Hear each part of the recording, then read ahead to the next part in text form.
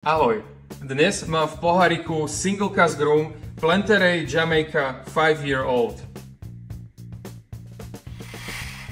Tento rum je súčasťou každoročnej limitovanej edície single caskov od značky Planterey a spomedzi troch, ktoré sú na Slovensku voľne dostupné, ma tento zaujal asi najviac. Na etikete nájdeš nápis Špeciálna edícia Slovensko 2024, pretože tento súd sme vo februári tohto roku vybrali špeciálne pre náš trh. Destilovaný bol v jamajskej destilérii Worthy Park a ide o blend viacerých ročníkov, pričom najmladšia zložka má 5 rokov. Na Jamajke zrel 5 rokov v súde po Bourbone a následne vo Francúzsku strávil 8 mesiacov v súde, ktorý predtým obsahoval pomarančový likér Ferrand Dry Curaçao. Na tomto rume ma práve baví toto spojenie tých jamajských tónov s citrusmi pochádzajúcimi práve z tohto likéru. Vo vôni nájdeš takúto typickú jamajskú ovocnosť, doplnenú o jemné tóny odlakovaču na nechty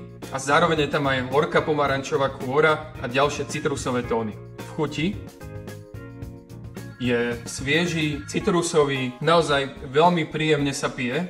Už si mal možnosť ochutnať tento rum? Ak áno, daj mi do komentárov vedieť, čo si o ňom myslíš.